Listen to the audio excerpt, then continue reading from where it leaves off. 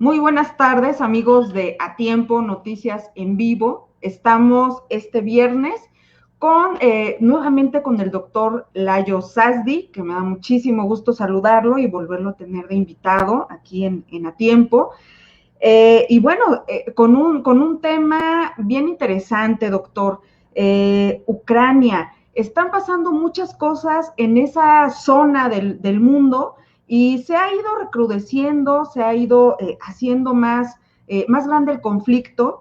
Mis preguntas para usted en esta tarde serían, ¿por qué estamos viendo este conflicto en Ucrania?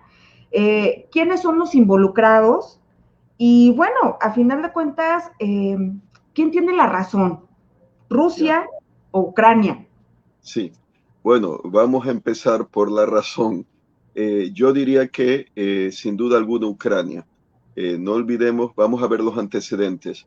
Ucrania, con su integridad territorial, incluyendo la península de la Crimea, se hizo independiente junto con la Federación de Rusia y con Bielorrusia o Belarus, en diciembre de 1991. Ahora no recuerdo si fue el 30 o el 31 de diciembre de ese año que Boris Yeltsin con los líderes Leonid Kravchuk, el presidente ucraniano, y Shushkevich, que era el presidente de la legislatura de Bielorrusia, disuelven entre los tres la Unión Soviética.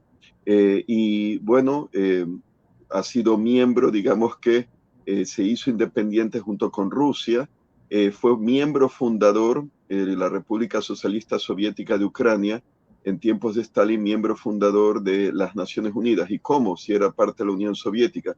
Es que Estados Unidos le permitió a la Unión Soviética parte de su asiento en el Consejo de Seguridad y en la Asamblea General, le permitió tener en la Asamblea General de las Naciones Unidas otros dos asientos, como para que no sea solo uno y que haya un poco más del bloque, vamos a decir, comunista, socialista, como dirían, los dos asientos adicionales eran la República Socialista Soviética de Ucrania y la República Socialista Soviética de Bielorrusia. Entonces, se puede decir que cuando se disuelve la Unión Soviética, ya Ucrania, como con Bielorrusia, tenían su embajador ya en las Naciones Unidas, en la Asamblea General. Yo incluso recuerdo que estando en la Universidad de George Washington University, en Washington, D.C. como estudiante, en el Club Europeo, Euroclub de estudiantes, pues que ahí teníamos, invitamos al embajador, que ahora no recuerdo su nombre, ucraniano, que había sido nombrado en tiempos de la Unión Soviética y que se convirtió en el embajador de una Ucrania soberana tras la disolución de la Unión Soviética. Entonces, Ucrania en ese sentido, pues lleva con esas fronteras, cuando era parte de la Unión Soviética, fronteras dentro de la Unión Soviética, de la República Socialista Soviética Ucraniana. No olvidemos que la Unión Soviética estaba constituida por 15 repúblicas socialistas soviéticas, la mayor de todas era Rusia, ¿no? Pero claro, estaban las otras, Ucrania, Bielorrusia, Lituania, Letonia, Estonia, Armenia, Georgia, bueno, etcétera, Kazajistán. Y en ese sentido, lo que ocurrió de quitarle Crimea en 2014, Vladimir Putin invadirla, porque es lo que hicieron con tropas especiales, eh, en vista de los tumultos y de la situación que había de desorden, ¿no? En Kiev había un gobierno provisional, pero me imagino que estaban tratando de tomarle pulso a la situación y en vez de tratar de llegar a un acuerdo Vladimir Putin con este gobierno, producto de una revolución, pues que diría yo democrática, por más que la extrema izquierda, sobre todo marxista, diga que eso fue la extrema derecha, que no sé qué, falso, falso. Y quiero adelantarme antes para decir que, eh, pues, eh, irónicamente, aunque Vladimir Putin, presidente de Rusia, y los que están en el poder en Moscú, que como dije en mi tesis doctoral publicada por la University Press of America, buscan mi nombre en amazon.com, ahí lo encuentran, está en inglés, sobre las relaciones cívico-militares de Rusia en 1999, durante el comienzo de la Segunda Guerra de Chechenia, el cuerpo gubernamental que está en el poder en Rusia, desde al menos, diría yo, 1999, probablemente desde antes incluso, pero todo daba la impresión como que Boris Yeltsin estaba bajo control. Pero aún antes que se retirara Boris Yeltsin, es el aparato de inteligencia y de seguridad ruso, los espías, la KGB, que aunque cayó la Unión Soviética, ellos siguieron, como las Fuerzas Armadas Soviéticas heredadas por Rusia, que se disolvió la Unión Soviética y quedaron las Fuerzas Armadas Soviéticas como una fuerza militar sin un Estado, que después se reparte pues entre Ucrania, Rusia, Bielorrusia y las otras ex repúblicas soviéticas. Entonces considero yo que ese aparato de poder al cual pertenece Vladimir Putin, y no es coincidencia que él haya estado en una posición favorable para que Boris Yeltsin le eligiera sucesor como primer ministro, parece que estuvo al servicio de la KGB desde todo el tiempo, porque la biografía de él se dice que, bueno, que él, una vez que cae el muro de Berlín, él estaba pues como oficial de la KGB, el Comité de Seguridad del Estado ruso en Alemania Oriental. Se dice que estaba reclutando y manejando. Unos dicen que estaba manejando a espías de la KGB dentro de la Stasi, la Policía Secreta Alemania Oriental. Otra fuente habla que pudo haber estado en contrainteligencia militar, velando que las fuerzas soviéticas en Alemania Oriental no estuviesen, por ejemplo, pues pasando información a la OTAN, a la Organización del Tratado del Atlántico Norte. Y otra fuente habla que pudo haber estado reclutando a estudiantes hispanoamericanos en universidades de Alemania Oriental. Así que es un poco nebuloso, pero la versión oficial es que con la caída del muro de Berlín en 1989 marchó a San Petersburgo, se llamaba Leningrado, pero el alcalde reformista en tiempos de Gorbachev todavía, claro, de San Petersburgo, Anatoly Sobchak, cuya hija ahora pues es una líder de la oposición contra Vladimir Putin, pues Sobchak lo contrató porque él aparecía pues como una persona dispuesta a colaborar con la oposición democrática al régimen soviético de Mikhail Gorbachev. Pero según un confidente, uno que fue camarada de él, que creo que publicó sus memorias, después de la caída de la Unión Soviética, claro, Vladimir Putin estuvo siempre bajo las órdenes de la KGB y fue infiltrado dentro del movimiento reformista para de allí poco a poco ir subiendo. Y el punto es que Ucrania, pues la independencia de Ucrania, eso fue obra, claro, de Boris Yeltsin. Vladimir Putin, ya como presidente en la primera década del siglo XX, llegó a decir que la caída de la Unión Soviética fue la mayor catástrofe geopolítica del siglo XX. Sin duda le dolió a Vladimir Putin. Y eso lo cubrí en mi investigación para mi tesis doctoral. Vamos a decir que hizo un trabajo a base de inteligencia de fuentes abiertas, mirando lo que se podía encontrar, por ejemplo, en Internet de publicaciones en Rusia, sobre los tejemanejes de la política y los distintos caracteres que estaban apareciendo en la política rusa en los años 90, tras la caída de la Unión Soviética. Y es interesante allí, y ahora lo verifiqué, en, digamos, la versión larga de ese capítulo que traté en mi tesis del neo-eurasianismo. ¿Y qué es el neo-eurasianismo? Se basa en el eurasianismo, y el eurasianismo fue una ideología nacionalista rusa creada por emigrados anticomunistas, los rusos blancos, vamos a decir, ya saben, la guerra civil rusa entre rusos blancos y los bolcheviques, ¿no? Al final de la Primera Guerra Mundial y hasta creo que 1921-1922, pues los emigrados en Francia, en Suiza, creo que en Londres también, pues habían perdido su razón de ser ideológica, que había sido, por un lado, un pilar del imperio ruso, zarista, un pilar había sido el zar, la familia imperial, el zar, y el otro pilar, la iglesia ortodoxa. Ambos, bueno, la familia imperial rusa liquidada por los bolcheviques por orden de Lenin, y pues la iglesia duramente perseguida, así que necesitaban crear una razón de ser en el exilio, y acudieron a un una ideología, yo le llamo, en la cual trataban de, como decir, exponer o decir que la civilización rusa, aunque quedó decapitada, vamos a decir, el águila bicéfala imperial del zar, de la familia imperial y de la Iglesia Ortodoxa, pero que Rusia era una civilización única por distinto a Occidente y que no tenía que imitar a Occidente o a los comunistas, pedirles nada, porque era el producto de siglos de mezcla, de integración de la civilización eslava, rusa propiamente, y turca mongola. Los tártaros, los mongoles, los pechenegos, hazares, etcétera, las tribus turcas que habían frecuentado la estepa junto al Mar Negro. Y ahí, por ejemplo, quiero añadir, abro paréntesis, Sí, sí. Crimea. Crimea fue un janato, un estado de los tártaros de Crimea. Y este pueblo estuvo allí antes que los rusos llegaran. Incluso en tiempos de la Rus de Kiev, que es, digamos, que el estado medieval, estado Sí. confederal, porque eran varios principados, nunca estuvo unido.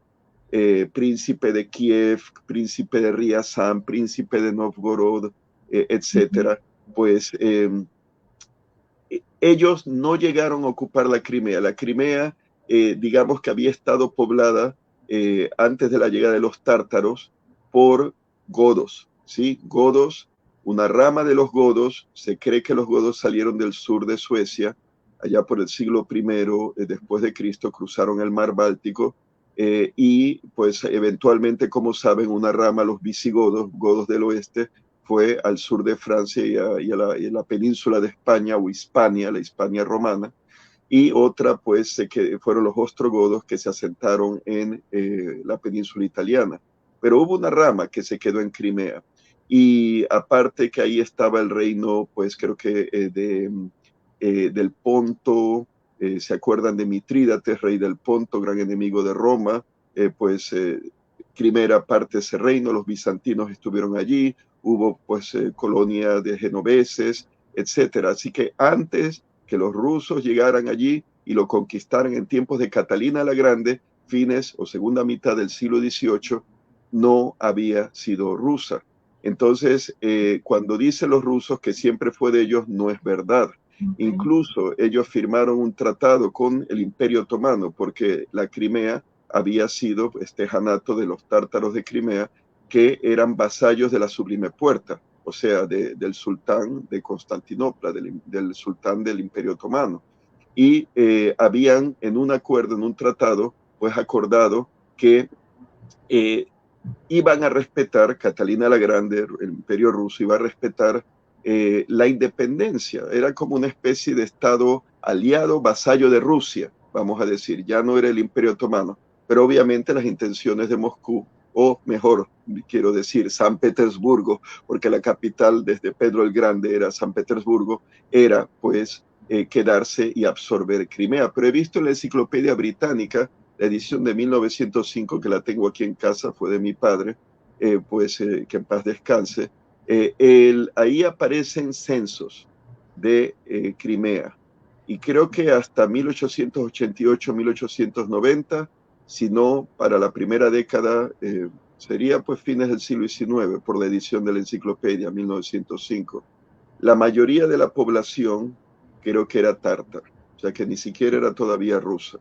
La rusificación parece que vino después de la revolución bolchevique y pues cuando como sede Sebastopol y base de la flota soviética del Mar Negro, pues entonces se llenó de familias y marineros rusos. Bueno, el padre de Vladimir Putin estuvo sirviendo en la flota del Mar Negro en Sebastopol antes de la invasión de Hitler de la Unión Soviética y probablemente ese fue un motivo, yo diría sentimental, aparte nacionalista de Putin, de querer Wow. volver a ocupar, conquistar, pues es lo que hizo la Crimea.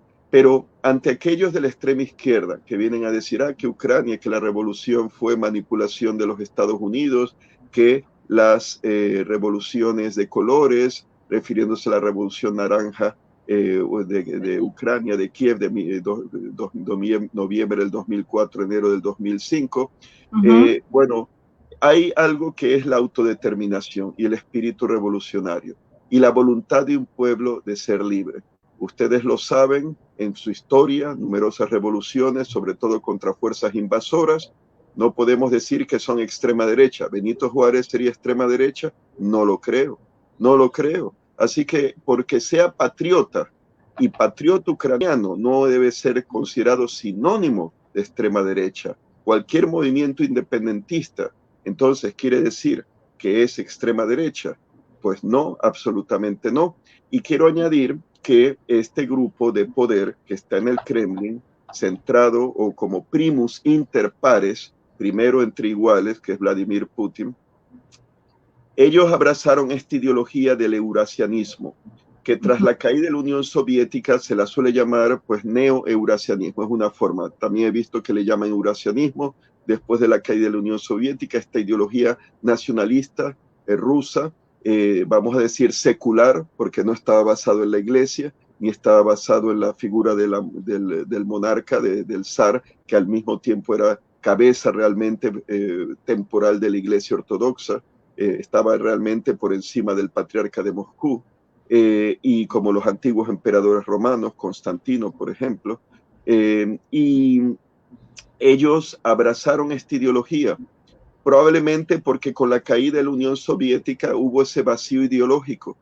El marxismo-leninismo cayó y Boris Yeltsin prohibió el Partido Comunista de la Unión Soviética, lo proscribió. Claro, después permitió el Partido Comunista de la Federación Rusa, que fue su gran quebradero de cabeza, sus enemigos en la Duma, en la Cámara Baja del Parlamento ruso, que lo querían enjuiciar a Boris Yeltsin, y que probablemente una de las causas por la cual eligieron a Vladimir Putin, Yeltsin, para sucederle, era a cambio de que le protegiera de ser enjuiciado una vez que dejase Yeltsin el poder, porque querían, por ejemplo, enjuiciarlo por la caída de la Unión Soviética, querían enjuiciar a Yeltsin por la Primera Guerra de Chechenia y la derrota que sufrió Rusia en esa guerra entre 1994 y 1996. Entonces, Putin oficialmente no va a decir yo soy neuracionista, pero en discursos ha hablado de el legado, por ejemplo, llegó a celebrar el legado mongol en la historia de Rusia. Los mongoles es básicamente los que a Rusia la enrumbaron hacia un camino de una dictadura militar, porque Rusia era uno de esos principados de la Rus de Kiev, estos principados que a veces la primera de todas, entre ellas era Kiev, otras veces dependiendo del poder del príncipe que hubiese, pero bueno, había relaciones entre ellos, no había, digamos, que un espíritu imperialista de uno de ellos tragarse a los demás, y bueno, pues se casaban entre ellos las princesas con los príncipes, etc. Pero viene el imperio mongol y destruye a Kiev, por cierto, a la capital del Principado de Kiev, matan a todo el mundo. Era una forma de los mongoles como para advertir que nadie les resista, porque si alguien se atrevía a resistirles, entonces capturaban la población, mataban a todo el mundo. Y Rusia estuvo pues como por más de 100 años bajo esa dictadura militar que era el imperio mongol, y claro, los tártaros ¿cómo se llama? La capital, ahora se me escapa, a veces se me va, como dicen, el santo al cielo, ahí en el Volga, la capital de Tatarstán. Ahora se me escapa el nombre, imperdonable, pero bueno, allí pues operaban como los que mantenían, digamos, Kazán es la capital, sí. Ellos eran los, como dirían los americanos, enforcers, los que imponían la autoridad del gran Khan de Mongolia. Como estaba tan lejos, pues si algún príncipe ruso no pagaba tributos, porque no era la idea de los mongoles colonizar, sino simplemente que pagaran tributos, impuestos. La palabra incluso rusa para dinero, dengi, viene del mongol, por ejemplo. Entonces, pues eventualmente Moscú se hace independiente del yugo mongol, pero les dejó la herencia de un poder, un Estado, Moscú, con ambiciones imperiales, usando una dictadura militar para mantener la autoridad suprema y absoluta del zar, aparte de que después abrazan Iván III, etcétera, los símbolos del antiguo imperio bizantino que había caído pues en 1453, Constantinopla, en manos de Mohamed II, Mehmed II, sultán pues turco. Y bueno, con todo esto que he dicho, se puede decir que este grupo de elementos de la inteligencia rusa, herederos de la KGB, que ahora se llama la agencia principal, la Agencia de Seguridad Federalnaya Sluzhba Bezopasnosti. Ellos, pues, consideran, no son comunistas ya, pero son nacionalistas. Y ya que son de esta ideología neuracionista, en que uno de sus profetas, ideólogos, Dugin, él incluso es fundador de un partido neuracionista. Esto no es meramente una derechita, esto es ultraderecha, o si quieren extrema derecha, el que les parezca menos chocante, pero es igual de extremo, ultra o extrema, Sí, son claro. extrema derecha. Y estos individuos, pues, recuerdo en mi tesis haber leído las declaraciones del mayor general supuestamente retirado de la KGB por 1996, Alexander Streligov, creo que es, ahora no me acuerdo exactamente, creo que era Streligov, pero igual no lo estoy pronunciando bien. Este señor había sido asesor de el que fue vicepresidente de Boris Yeltsin, Alexander Rutskoy, en política interior, Sí. antes de que eventualmente Yeltsin destituyera a Rutskoy cuando se acuerdan la revolución esa del Parlamento del Soviet Supremo en 1993 en Moscú, y entonces Yeltsin envió a los tanques y dispararon contra la llamada Casa Blanca, ¿no? Que era por el edificio de color blanco. Bueno, Streligov lo retiraron antes de eso supuestamente, pero él había expresado el deseo de que se vuelvan a unir Rusia, Ucrania y Bielorrusia, para que Rusia vuelva a ser nuevamente una gran potencia. Y lo más interesante es que se entrevistó, recibió a un nazi alemán residente del Canadá, nacional socialista, pero un nazi alemán, Sundel, creo que era Karl Sundel, lo recibió en Moscú, que dice este Sundel que a pesar que estaba retirado, tenía guardaespaldas, creo que personal militar, las puertas eran eléctricas de seguridad, y él había expresado que sería un día conveniente, que realmente fue un error que llegaran a la guerra en la Segunda Guerra Mundial, que Hitler se enfrentara a la Unión Soviética, que lo ideal sería que sean amigos Alemania y Rusia, porque un día Rusia volvería a ser de nuevo una gran potencia. Entonces, ¿qué hacía Streligov reuniéndose con un nazi nacionalsocialista? A menos que sea en ultraderecha realmente. Le dieron una patada al marxismo-leninismo, una ideología tonta del siglo XIX, inventada por Karl Marx, que pues él pensó que iba a funcionar para resolver las desigualdades sociales, las injusticias laborales que sufrían sin duda los obreros en la revolución industrial, pero ya sabemos que el liderato ruso no es marxista. Ahora, es interesante que hay marxistas en Hispanoamérica y España. Lo sé porque los he escuchado y hasta he debatido con ellos. Incluso recientemente un incidente, bueno, debatí con uno en el, ¿cómo se llama el show este? El programa Detrás de la Razón, que era de Hispan TV y ahora es independiente. Este Sí, señor pues es argentino. argentino. Incluso se proclamó, él dijo que había sido montonero. Bueno, para mí los montoneros son un grupo terrorista marxista, como la ETA, por ejemplo, Pero pero él en decía todo que caso, no. sí. Entonces, creo que fue el martes, pero apareció en fecha el 21 de abril de esta semana en el programa Jugada Crítica de Telesur.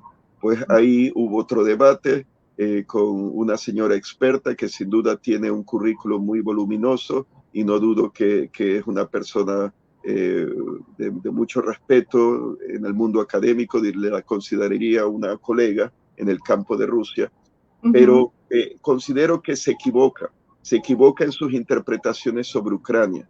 y más sabiendo cómo es posible que llamen a los ucranianos de extrema derecha. Lo hizo el argentino, lo hizo pues esta señora académica de México en jugada crítica.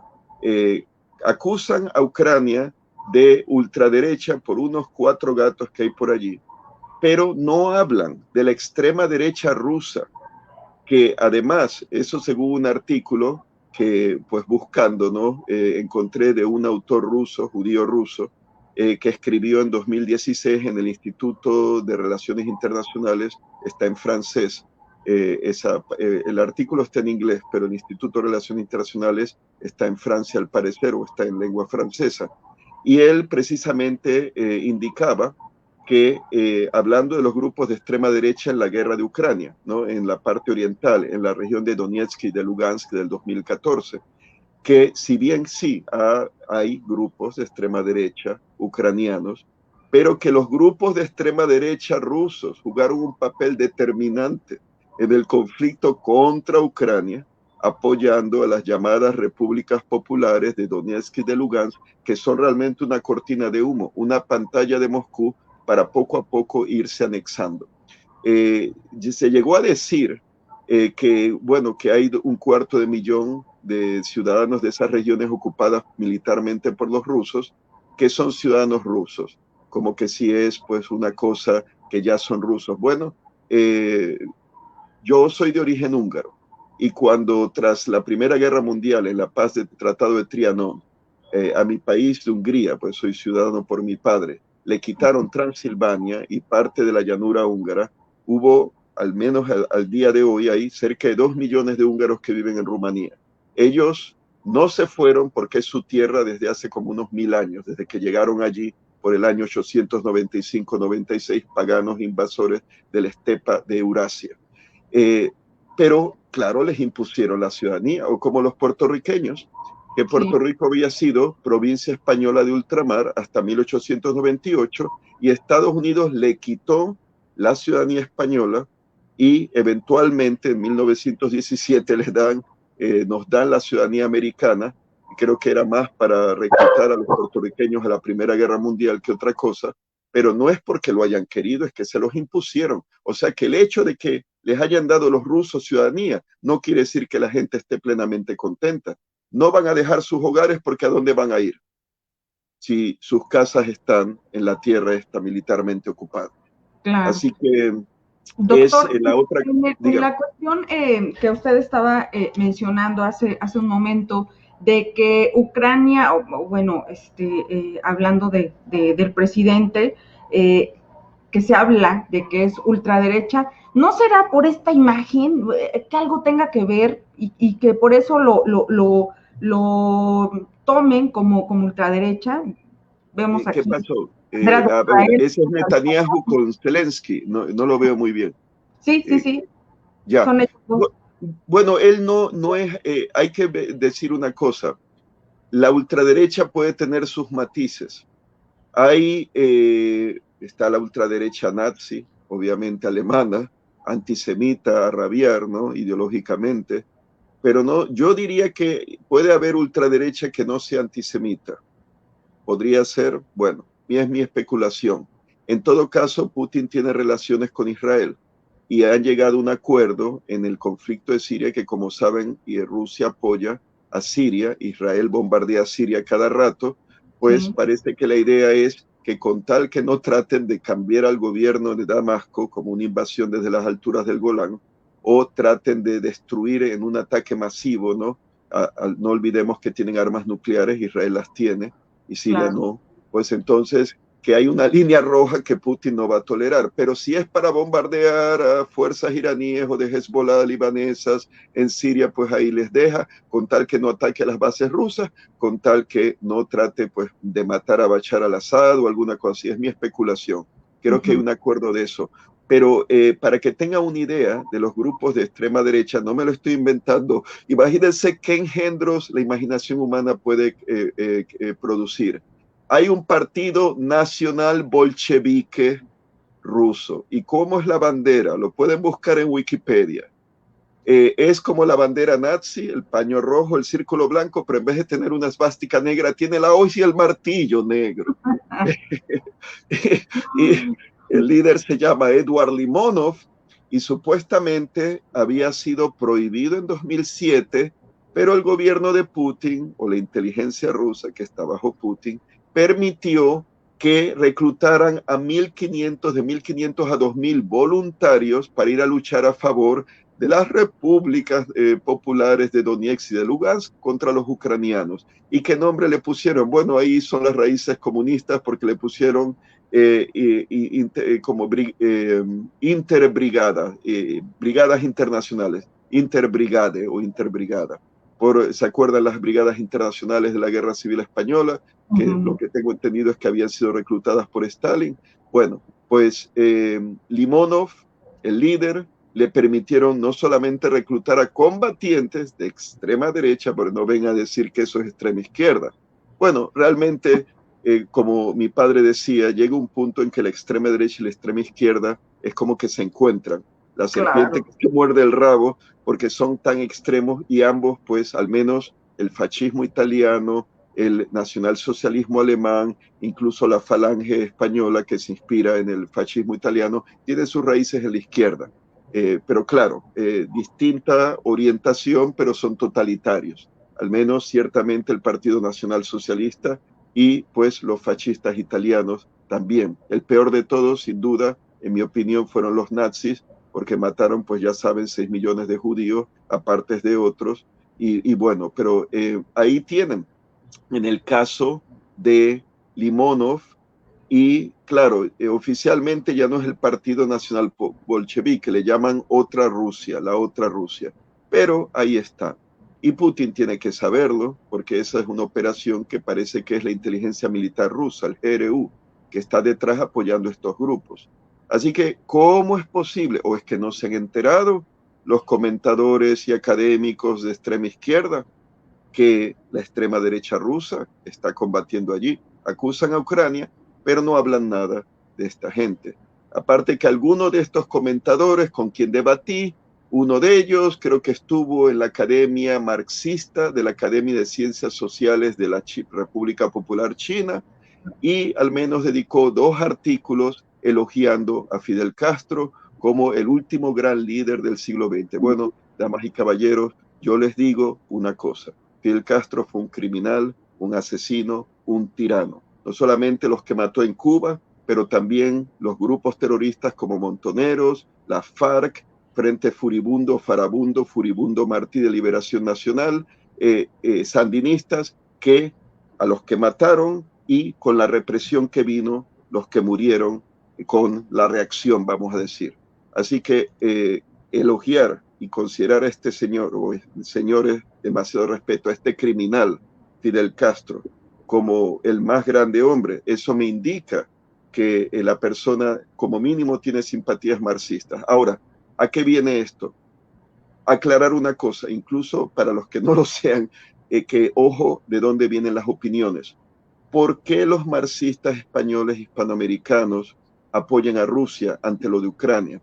Bueno, considero ellos eran admiradores y seguidores de la Unión Soviética. Cae la Unión Soviética, se acaba o se pierde su casa, su Meca, su Vaticano, vamos a decir, rojo. Entonces surge la Federación Rusa. Claro, Yeltsin quería reformas democráticas, economía de mercado al principio, eventualmente fue reemplazado por Vladimir Putin, y claro, el hecho de que Putin, que ha sido de la KGB, o sea, queda todo en familia, se enfrenta a Estados Unidos en temas de geopolítica y de pues, temas como el asunto de Venezuela, lo de Siria, el apoyo a Irán, el apoyo ruso a Corea del Norte, el apoyo que fue a Gaddafi, el apoyo que fue a Saddam Hussein, etcétera. Entonces, para ellos es esa nostalgia, en mi opinión, que sienten hacia lo que fue la Unión Soviética. Ya no está, pero está Rusia. Pero no se quieren dar cuenta, estos marxistas, que Rusia ya no es comunista, y el poder, los que están en el poder son realmente extrema derecha, son eurasionistas. Y no, yo creo que los mataría, doctor. Imagínese, con esa ideología de izquierda y muchos muy extremistas, que de pronto le diga le diga a usted a esa gente que más bien se trata de una derecha o una extrema derecha, no, pues se mueren, ¿verdad? Es que quedaron como huérfanos, ¿no? Sí, y sí, no, pero mire, ya ve cómo, pues RT de español, que a mí me entrevistaban cada semana, desde el 2010 hasta el 2014, RT en español cuando yo estaba en Washington. Claro, Sí. yo hablaba sobre todo de la guerra de Siria, porque allí yo no apruebo el papel que jugó Estados Unidos bajo el presidente Obama, eso ya es otra historia. Y pues para mí, yo trato de dejarme llevar por la justicia y apoyar a grupos terroristas como Al-Qaeda, Estado Islámico. Eso, aunque lo haga Estados Unidos, no hay cosas que son inaceptables. Pero el momento que vino la guerra de Ucrania o la ocupación, la conquista de Crimea, etcétera, por Moscú, ellos querían que yo hablase a favor de Rusia y yo, claro, no podía hacer eso. No, llegó un momento, esa para mí era la línea roja, lo que hicieron con Ucrania. Y ya desde entonces no me entrevistan, pero ellos entrevistan a miembros de la extrema izquierda española y hispanoamericana también, o sea que los usan como aliados. Vamos a decir que son con todo respeto a ellos, los tontos útiles. Esa expresión Para se la revivir atribuyen una a Lenin. retórica, ¿no? Que ya no existe, una situación, pues que es muy cierto lo que usted dice, y mucha gente sigue creyendo que Putin se trata, pues, de la izquierda, ¿no? Y lo ven como un peligro, pero con ese tono, ¿no? De izquierda, y pues no tiene mucho que ver ya con eso. No, es otro. Él fue, claro que fue. Y sin duda que si hubiera sido por él no hubiese caído la Unión Soviética, pero Claro. cambiaron los tiempos. Es como decir, ¿qué ejemplo podría darles? Monárquicos alemanes e incluso austríacos, fieles al Kaiser Guillermo de Alemania o al Kaiser Francisco José de Austria. Y en eso viene la derrota de la Primera Guerra Mundial y todo lo que vino, la Gran Depresión en Alemania, la pérdida de territorios, la humillación del Tratado de Versalles, creo que era, ahora se me escapa, no, Saint Germain, ahora no recuerdo si era el de Austria o el de Turquía, creo que era el Tratado de rendición de las paces de Versalles de Austria. Y entonces viene Hitler, y Hitler restaura el patriotismo y la revancha y que los comunistas y que los judíos y que por aquí, por acá, y se hacen nazis. Hay un nuevo orden. Así es. Y entonces, no digo que Putin sea un nazi, no lo es. Él no es antisemita, no lo creo. No, no, no. Es otro tipo de ultraderecha, de extrema derecha. No podemos decir, por eso cuando los comunistas hablan, fascista, fascista, eh, les gusta poner ese epíteto.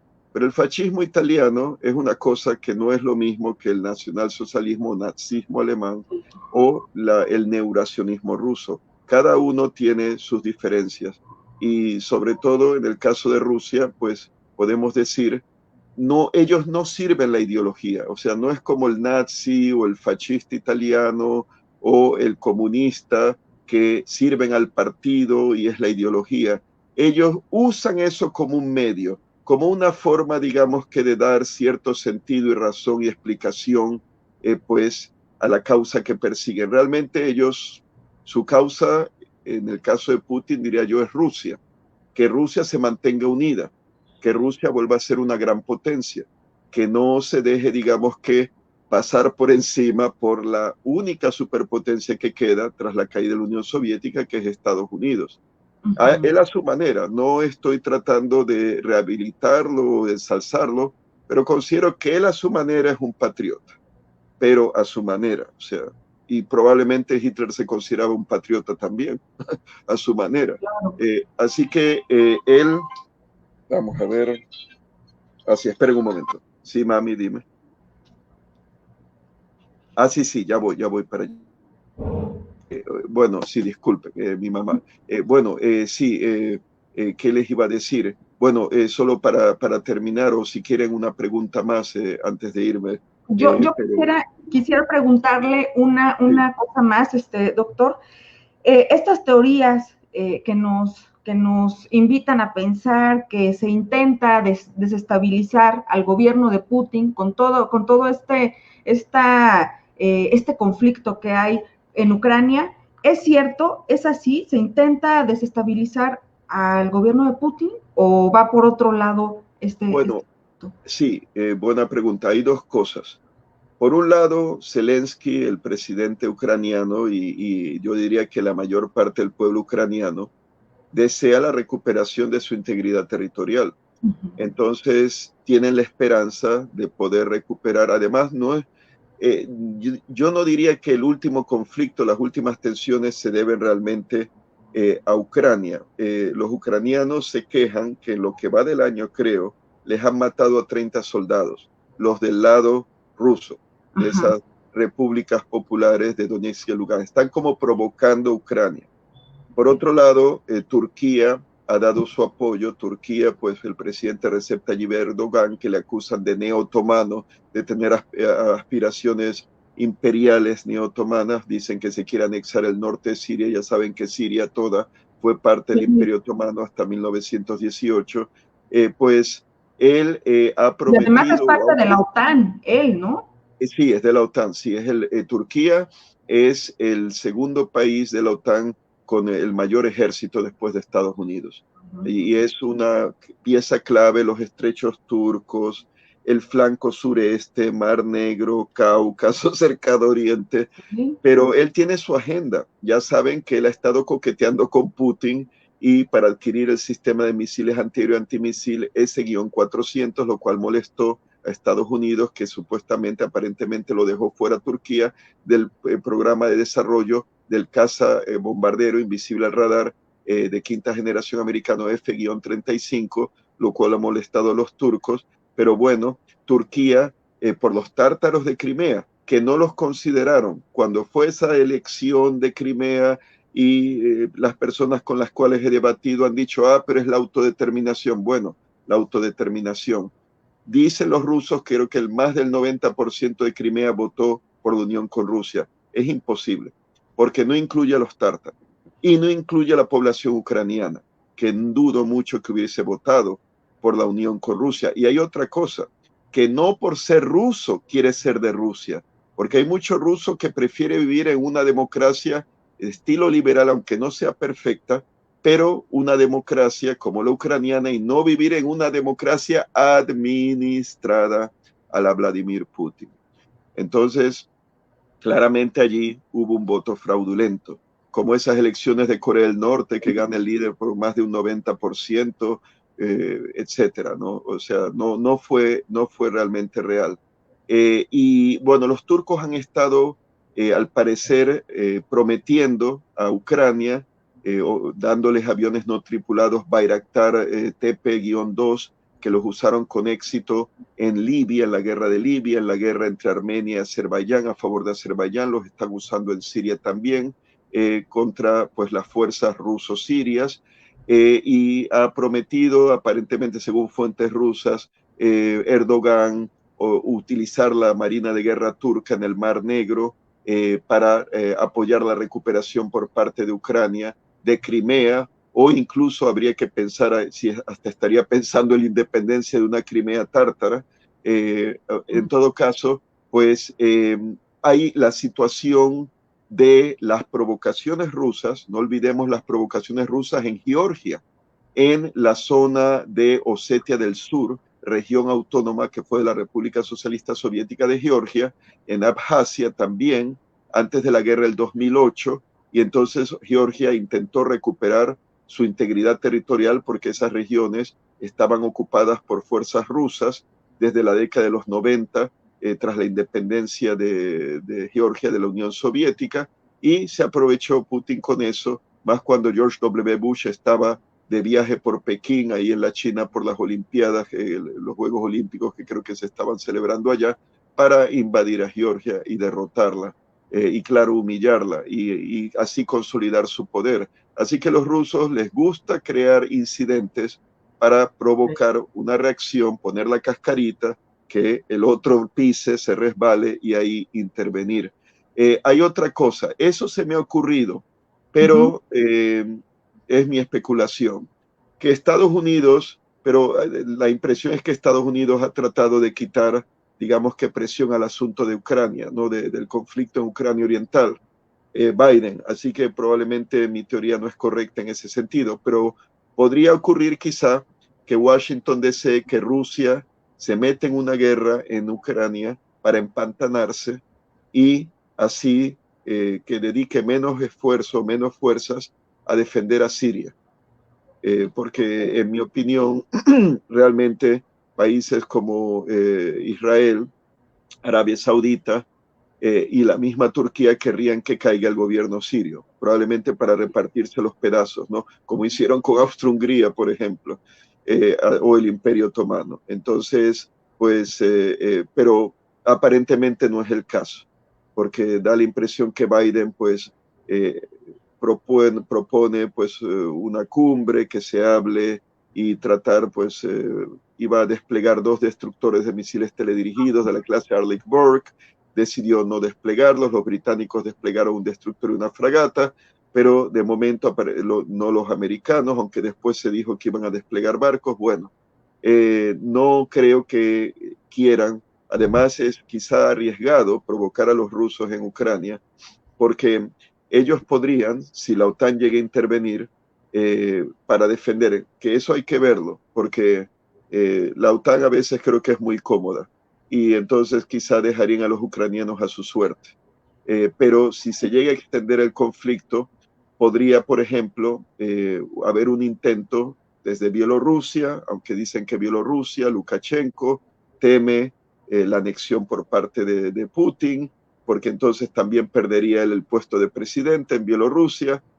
Supuestamente es aliado, supuestamente hay un tratado de unión entre Rusia y Bielorrusia, pero Lukashenko no quiere perder el poder porque ya le dijo Putin claramente, si hay el tratado de unión se lleva a cabo entre Rusia y Bielorrusia, Bielorrusia forma a ser parte de Rusia y no es que Bielorrusia y Rusia serán iguales.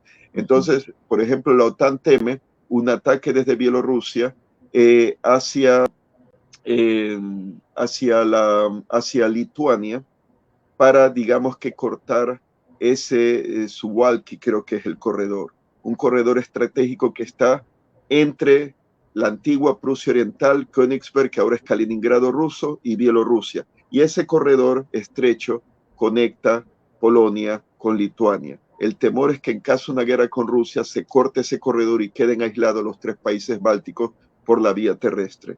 Y podría haber otro ataque ruso desde la carretera que conecta Moscú con Riga, la capital de Letonia, y viendo el tipo de fuerzas que tienen la OTAN para apoyar a Lituania, Letonia, Estonia, yo diría que podría ser Letonia el punto débil, porque ahí los elementos más fuertes, los alemanes están en Lituania, los franceses e ingleses están en Estonia. En Letonia están los canadienses que tienen tanques Leopardo 2, no sé si ahí los tienen desplegados. Hay un contingente español con 6 tanques Leopardo 2, aunque eso no es mucho. Y el resto es un grupito de países aliados de la OTAN. Eso diría que es el punto débil. Y si los rusos intentan un golpe de mano, quién sabe si pueden ir hasta Riga y partir a los países bálticos en 2 pedazos. Así que se puede complicar la cosa si llega a haber una guerra convencional, que podría escalar a guerra nuclear también, no lo olvidemos. Sí, sí, sí. Veremos, pero hay una cosa, y con esto acabo. Putin, en mi opinión, cometió un error al haberse metido con Ucrania. Quería absorberla, digamos que poco a poco, con un presidente prorruso que se negó a firmar, a seguir las negociaciones, perdón, del acuerdo no de reintegración, de colaboración, de cooperación con la Unión Europea, un acuerdo que de tipo económico que se estaba pues negociando desde hace ya un tiempo. Y precisamente porque le dio la espalda, presuntamente por órdenes de Putin, porque Víctor Yanukovych, el presidente ucraniano prorruso, pues estaba recibiendo órdenes de Moscú. Eso levantó al pueblo ucraniano de la plaza de Maidán y ahí vino lo que vino. Ahora, hablan la extrema izquierda de la extrema derecha ucraniana, que no son todos, y además es injusto decir que porque hay unos cuantos, como que si Suecia, que es una gran democracia, no los tiene, como que si Francia no los tiene, o como que si Italia o como si el Reino Unido incluso no los tiene. O sea, lamentablemente la extrema derecha es algo que se encuentra en muchos países de Occidente, pero Está felizmente no. ahorita resurgiendo con mucha fuerza, ¿no? En muchos puntos. Sí, sí, eso sí, pero no creo que el pueblo de una sociedad democrática eh, vuelva a repetir, digamos, en el caso sobre todo de Alemania, la mala experiencia que tuvieron. Pero en todo caso, no olviden que Ucrania perdió a millones de personas bajo la Unión Soviética, entre ellos la hambruna que le llaman Holodomor, provocada por el régimen de Stalin, que confiscó a los llamados kulak, que eran campesinos que tenían quizá una vaca, unas cabras y una parcelita, y por eso los consideraban ricos. Eh, cuando eran realmente pues bastante humildes, bastante limitados. Les confiscan todos los alimentos, toda la cosecha y los dejan morir de hambre. Y las cifras van 5 millones de muertos de hambre, 3.5 millones, lo mínimo que se dice es 1 millón, lo máximo es 7 a 12 millones, y no solo fueron en Ucrania, también en Kazajistán, a los campesinos los dejaron morir de hambre el régimen de Stalin.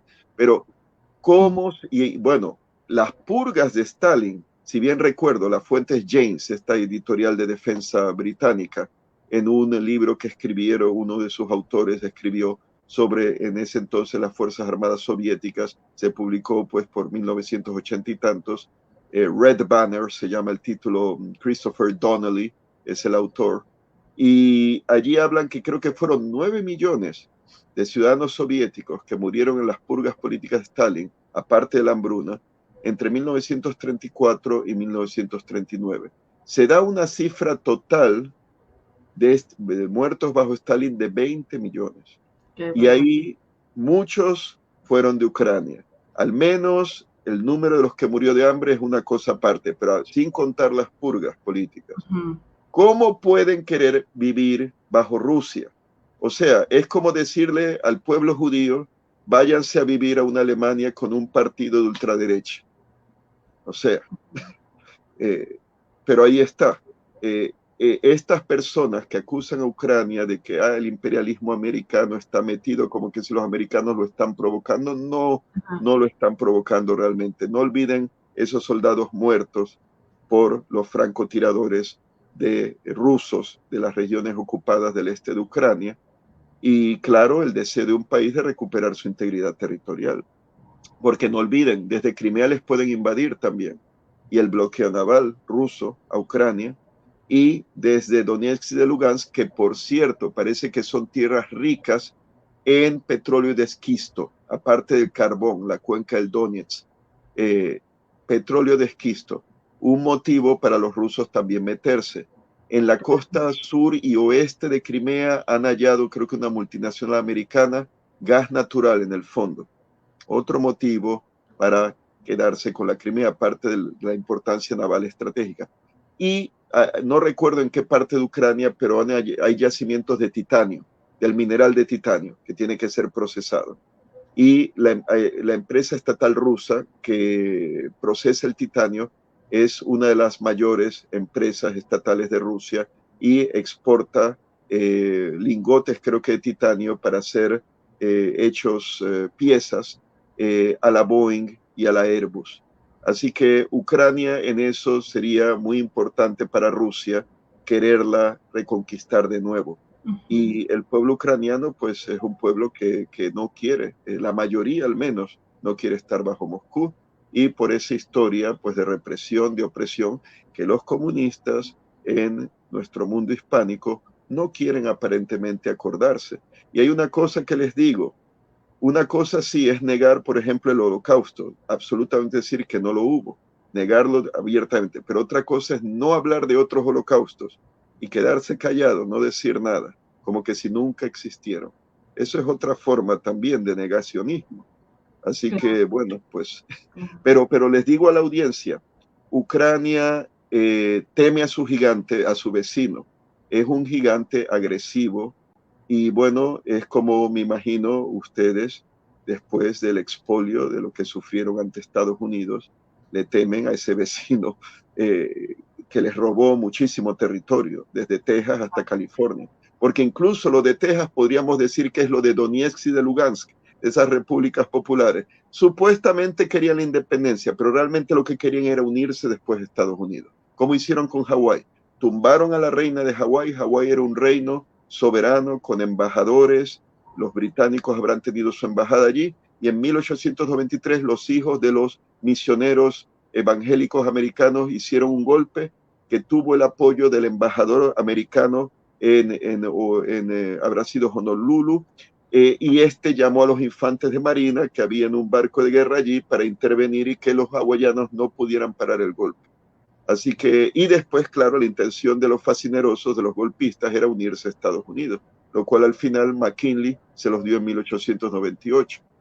Así que yo diría, y tómenlo como ejemplo, esa actitud, ¿no?, de expolio de territorio que han tenido los americanos con ustedes, es lo que tiene realmente la intención de los imperialistas rusos, porque son imperialistas, lo han sido desde al menos el siglo XVI y probablemente antes. Desde que Iván el Terrible intentó invadir Livonia, en lo que es la actual Letonia más o menos, fueron derrotados por el ejército polaco, cuyo rey elegido, pues elegían los polacos sus reyes, era István Báthory, que era un húngaro de Transilvania, por cierto, y les paró en aquel entonces, en la segunda mitad del siglo XVI. Pero desde entonces no han cesado, y acuérdense las particiones de Polonia, en que así Ucrania, que era parte del Gran Ducado de Lituania, unido al Reino de Polonia desde el siglo XIV, en la mancomunidad o federación lituano-polaca, pues pasa a formar parte poco a poco.